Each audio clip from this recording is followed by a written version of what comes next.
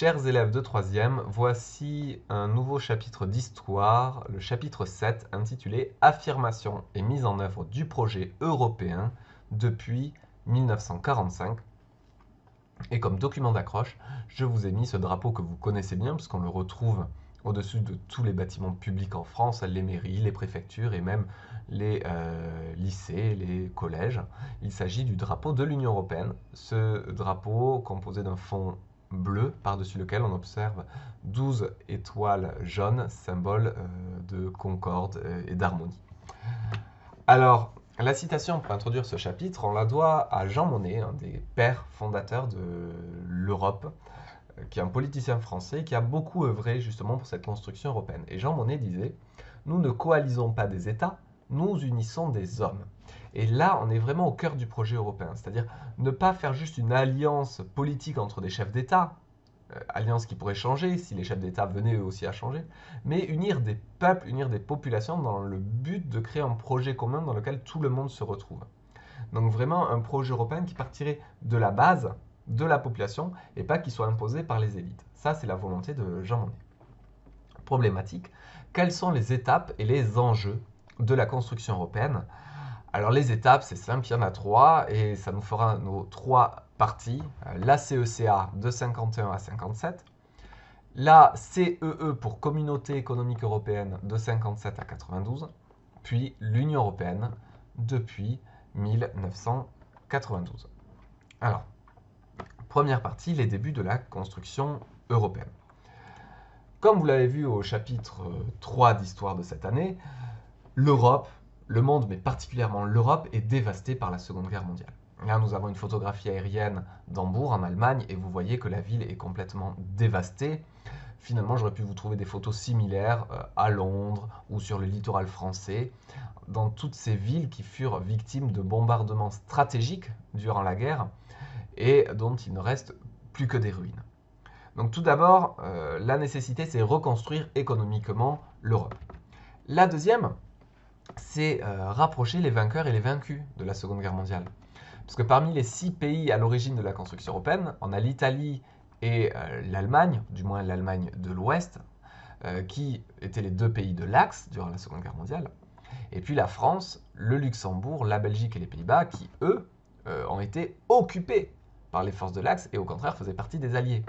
Donc il y a cette idée, rapprochons-nous pour éviter un nouveau conflit. Parce que en l'espace d'un siècle, quand même, la France et l'Allemagne ont été en conflit à 3 reprises.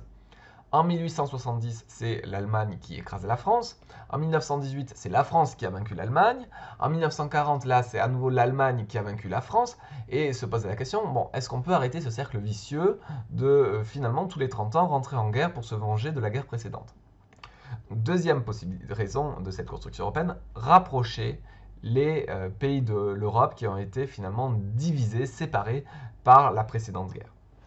Et la troisième raison, elle a cherché du côté de la guerre froide, que vous avez vu dans le chapitre 5, elle est dans aider la reconstruction des États capitalistes, les unir entre eux pour qu'ils fassent front face au bloc de l'Est, c'est-à-dire le bloc communiste mené par l'URSS dans le cadre du pacte de Varsovie.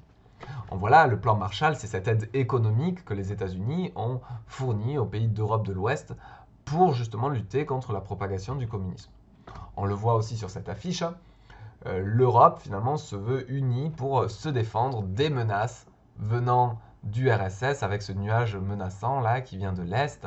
On voit la grisaille ici sur l'actuelle Russie et ces faucilles et ces marteaux rouges, symbole du communisme. Donc là, le message est explicite. L'Europe est construite pour faire rempart au communisme. Alors, au début, cela commence modestement. Nous sommes en 1951 et 6 pays se réunissent. Le Luxembourg, là, l'Italie, les Pays-Bas, la France, la Belgique et la RFA, c'est-à-dire l'Allemagne de l'Ouest. Ces 6 pays fondent la Communauté européenne du charbon et de l'acier, CECA. Le but, c'est finalement de s'unir sur la production de charbon et d'acier.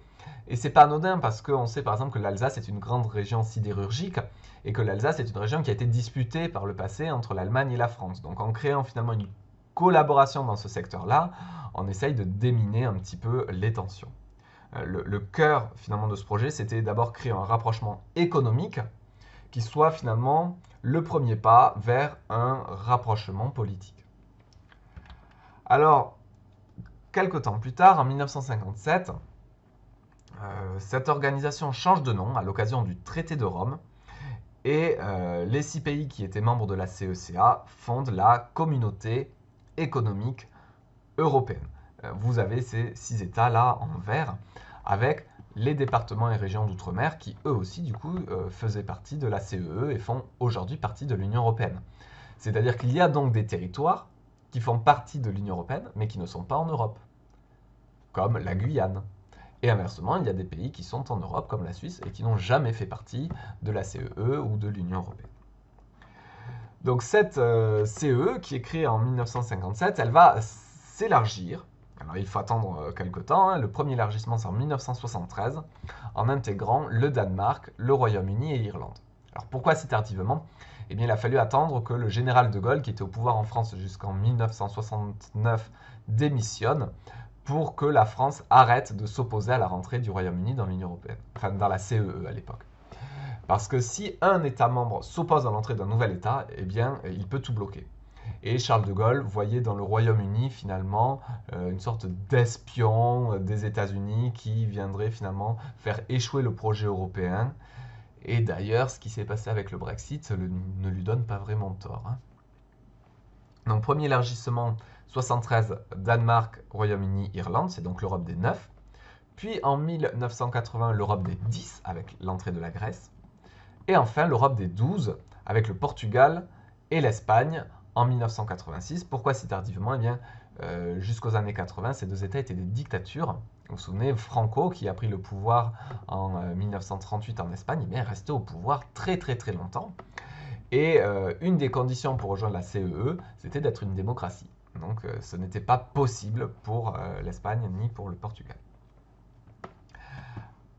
Du coup, cette CEE, outre cet élargissement, hein, qui n'est pas anodin quand même, elle passe de 6 États membres à 12 États membres, elle est aussi à l'origine de la politique agricole commune, c'est-à-dire aider les agriculteurs de l'ensemble des États membres à ne pas être en concurrence, mais finalement à les aider à produire et à faire finalement une communauté économique européenne qui soit autosuffisante sur le plan alimentaire, c'est-à-dire qui produise assez de nourriture pour nourrir toute sa population. L'autre élément, c'est le FEDER. Vous avez une carte du FEDER avec les objectifs pour 2006, là. L'idée du FEDER, c'est d'aider les régions les plus en difficulté afin de limiter les inégalités à l'intérieur de la CEE puis de l'Union européenne. Parce que comme on va le voir ensuite, avec les accords de Schengen, il est possible d'aller d'un pays à l'autre de l'Union européenne sans souci. Et bien s'il y a des inégalités qui sont trop marquées, le risque c'est que les régions les plus pauvres se dépeuplent, que la population quitte ces territoires-là pour aller s'installer dans les régions les plus riches. Et ça, c'est pas véritablement l'intérêt de cette construction européenne, de mettre en concurrence les États pauvres et les États riches de l'Union européenne. Donc l'idée, c'est uniformiser le développement, aider surtout au développement des régions transfrontalières, je pense à l'Alsace, mais ça peut aussi être finalement la frontière France-Italie ou France-Espagne, etc. Alors cette Union européenne qui succède à la CEE, elle voit le jour en 1992 à l'occasion du traité de Maastricht.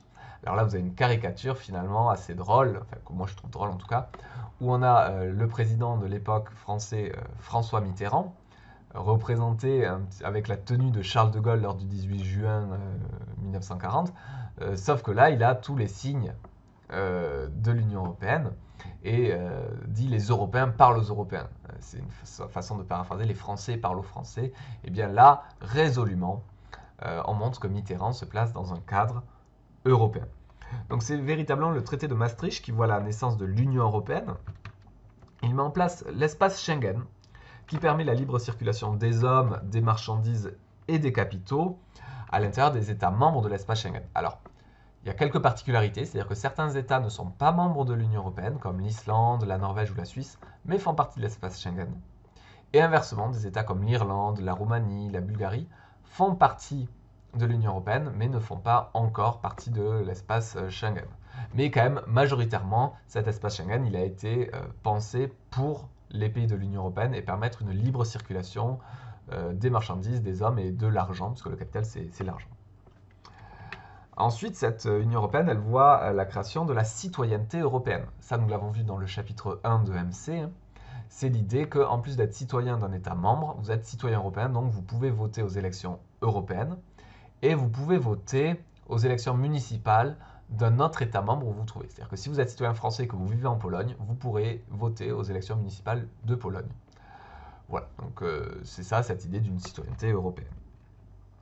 Et le troisième point, c'est la création d'une monnaie unique à partir de 2002, qui s'appelle l'euro, qui est adoptée aujourd'hui par 19 des 27 États de l'Union européenne. Alors on voit là aussi que certains membres de l'Union européenne refusent d'utiliser l'euro, mais il reste assez minoritaire. Et inversement, quelques pays comme le Kosovo et le Monténégro, donc de très petits pays, utilisent l'euro alors qu'ils ne font pas partie de l'Union européenne. Et donc même pas de cette zone euro, mais ils ont décidé d'utiliser cette monnaie. Mais là aussi, le but de l'euro, c'est avoir une monnaie commune pour faciliter les échanges à l'intérieur de l'Union européenne. C'est-à-dire qu'avant, si vous franchissiez la frontière pour aller en Espagne, vous étiez obligé de changer vos francs en pesos, payer en pesos, puis ensuite rechanger votre monnaie. Donc c'était effectivement plus compliqué pour aller d'un pays à l'autre. Maintenant, vous pouvez payer avec la même monnaie à peu près partout dans l'Union européenne, puisque la majorité des États l'ont adoptée comme monnaie. Alors je reviens sur cette carte parce que l'élargissement ne s'arrête pas avec l'Union européenne, bien au contraire. L'Union européenne, à ses débuts, était composée donc de 12 États. Très vite, elle va poursuivre l'élargissement en passant en 15, en englobant en 1995 l'Autriche, la Suède et la Finlande. Puis le plus gros élargissement qu'ait connu l'Union européenne, c'est celui de 2004, où ce sont essentiellement des anciens pays communistes du bloc de l'Est qui intègrent l'Union européenne, donc Estonie, Lettonie, Lituanie, Pologne, République tchèque, Slovaquie, Hongrie, Slovénie, et ces deux petites îles, Malte et Chypre. Donc là, on passe à l'Europe des 25, puis Roumanie, Bulgarie, l'Europe des 27, et enfin, dernier élargissement en date, la Croatie en 2013, où on était du coup à l'Europe des 28, mais ça n'a pas duré longtemps parce que 3 ans plus tard, le Royaume-Uni vote le Brexit et on revient à l'Europe des 27. Donc à ce jour, finalement, l'Europe et l'Union européenne est pris entre deux dilemmes. Est-ce qu'elle poursuit l'élargissement, c'est-à-dire est-ce qu'elle ouvre l'Union européenne à de nouveaux États, ou est-ce qu'au contraire, elle vise l'approfondissement, c'est-à-dire l'intensification des liens entre les États membres, par exemple en créant une armée commune. Alors, dans les faits, en fait, il y a une petite armée européenne, mais qui est composée de tellement peu de troupes qu'elle n'est pas véritablement crédible. Mais on pourrait imaginer que si tous les États de l'Union européenne se mettaient d'accord pour financer une seule et même armée, nous pourrions avoir une armée très performante, que cela coûterait peut-être moins cher. Le problème, c'est qu'une armée, pour qu'elle agisse, il faut ensuite qu'il y ait une diplomatie commune. Et ce besoin, du coup, de se mettre d'accord à 27, c'est pas évident. C'est montré par cette caricature-là. Hein. L'Europe en 57 voulait un café, oui merci, avec 6 chefs d'État. L'Europe en 2010 voulait un café, et là, des États, vous en avez plus d'une vingtaine qui chacun parle dans leur langue, et on s'y retrouve pas vraiment. D'ailleurs, pour la petite histoire, il faut savoir que tout texte européen doit être traduit dans chaque langue nationale. Donc ça fait presque une vingtaine de langues dans lesquelles sont traduits chaque traité européen, donc c'est très long, y compris le maltais, qui est parlé par à peine une centaine de milliers d'habitants. Et comme Malte est un État membre, eh bien, sa langue est aussi une des langues officielles de l'Union européenne. Donc il y a énormément de langues officielles de l'Union européenne. C'est ça, en fait, le problème de l'Union européenne, c'est-à-dire que comment ne fâcher personne. Donc effectivement en adoptant comme langue officielle toutes les langues des États membres, et puis aussi en répartissant les institutions de l'Union européenne dans différents pays. Donc, alors ces pays n'ont pas été choisis au hasard parce qu'ils sont un petit peu au centre de l'Union européenne, du moins avant que l'Union européenne s'élargisse vraiment vers l'Est. Et puis, c'est 4 des 6 États fondateurs quand même. Mais on voit que si parfois on appelle Bruxelles la capitale de l'Europe, c'est c'est pas véritablement le cas. C'est vrai que les institutions les plus importantes siègent à Bruxelles, c'est-à-dire la Commission européenne, le Conseil de l'Union européenne et le Conseil européen et les commissions parlementaires. Bon, ça c'est quand même des choses très importantes et c'est à Bruxelles. Mais la Cour de justice de l'Union européenne, la Cour des comptes européenne, c'est au Luxembourg. Le Parlement européen, où on retrouve les députés européens, c'est à Strasbourg, en France. Et la Banque centrale européenne, qui va gérer tout ce qui va être finance, gestion de l'euro, etc., là nous sommes à Francfort, en Allemagne. Donc finalement, ces institutions sont réparties dans plusieurs États pour essayer de ne fâcher la susceptibilité de personne, mais du coup, il n'y a pas une ville qui soit véritablement la capitale de l'Union européenne et qui fédérerait tout ça.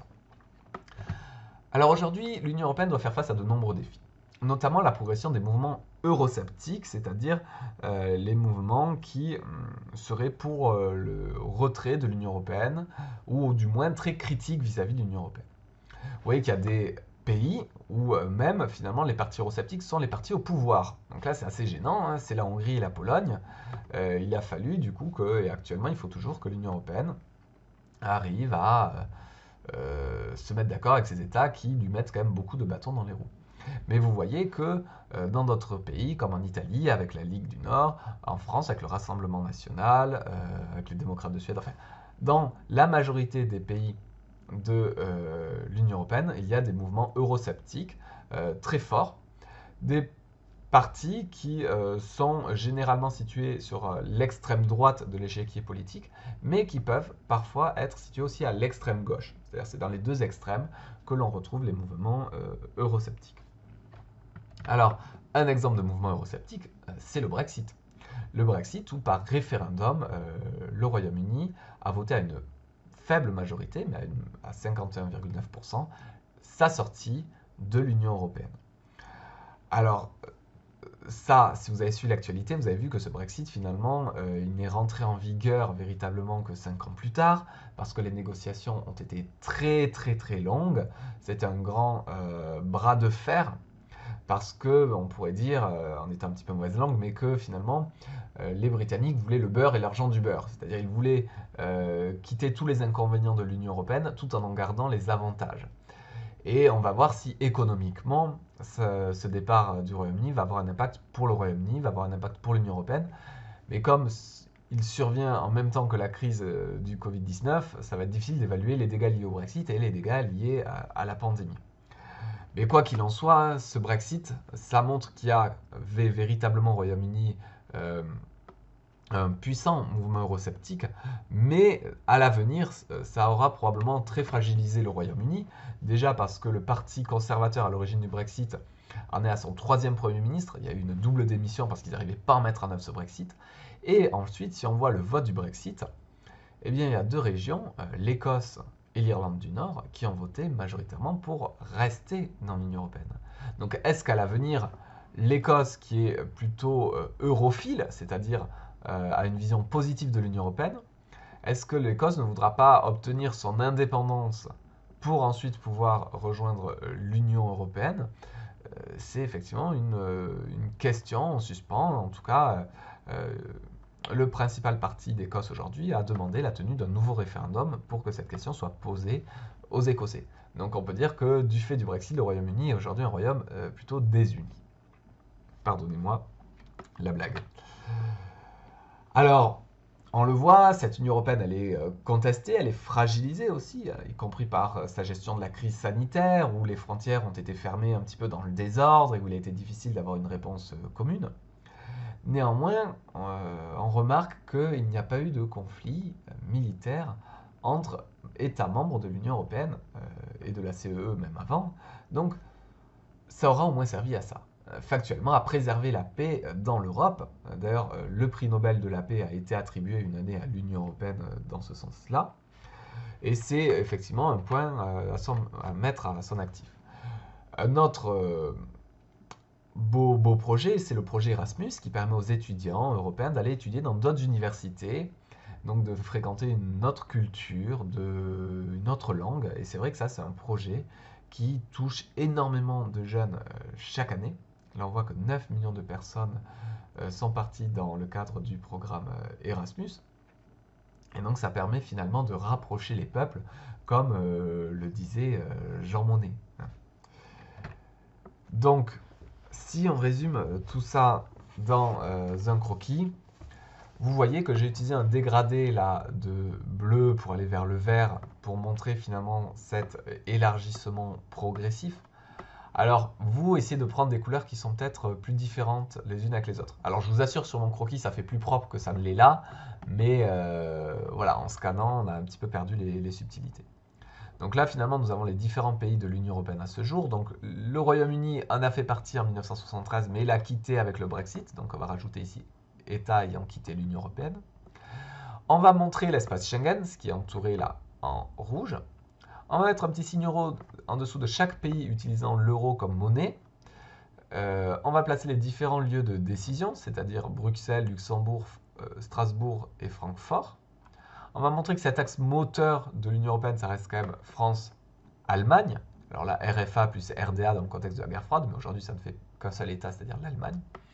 Et puis, un projet qui reste ouvert, puisque des pays ont déposé leur candidature, hein, comme la Serbie, le Monténégro, la Turquie, même si aujourd'hui, les négociations sont au point mort avec la Turquie. Et enfin, d'autres États qui pourraient peut-être potentiellement être de futurs candidats, en tout cas des pays qui cherchent à se rapprocher aujourd'hui de l'Union européenne, comme l'Ukraine. Il y a aussi des refus. Hein. Il y a certes Brexit, qui marque le premier départ d'un État de l'Union européenne, donc ça crée un dangereux précédent pour l'Union européenne. Et puis ces autres pays qui, eux, ont refusé par référendum, hein, la Suisse, la Norvège et l'Islande, qui ont décidé de ne pas vouloir intégrer l'Union européenne. Alors dans un croquis, c'est important de respecter un code couleur, c'est-à-dire majuscule bleu pour les mers et les océans, majuscule noir pour les États, et on écrit toujours de façon horizontale. Et si jamais vous n'avez pas la place pour écrire le nom du pays, comme c'est le cas là pour le Luxembourg, eh bien vous mettez juste un chiffre et vous le répertoriez dans la légende ici, de manière à ne pas surcharger votre carte. Donc voilà pour la correction pour ceux qui n'avaient toujours pas fini ce croquis. Sur ce, je vous invite maintenant à faire le QCM. Et pour ceux qui voudraient se résumer tout ce qui s'est dit là durant cette vidéo, un très court résumé, une belle synthèse. Hein. L'idée que cette construction européenne fut longue, on est passé de la CECA en 51 à la CE en 57, puis à l'Union européenne en 1992. Que cet élargissement il s'est fait progressif, passant de 6 à 27 États, et qu'aujourd'hui, l'Union européenne est quand même en crise du fait du Brexit, du fait de la gestion de la Covid-19 et de la progression des mouvements euro-sceptiques. Enfin, petit teasing, j'ai écouté là pour les 3e F le tube Chouin de Caris et je suis bien motivé pendant les vacances pour essayer d'en faire une analyse de texte. Donc voilà, peut-être que vous aurez une vidéo YouTube d'analyse de texte de Caris, parce que il y a quand même beaucoup à dire, même si je dois avouer que pendant 3 minutes, j'ai beaucoup souffert, autant visuellement que d'un point de vue auditif. Sur ce, prenez soin de vous, travaillez bien, et à bientôt pour d'autres vidéos.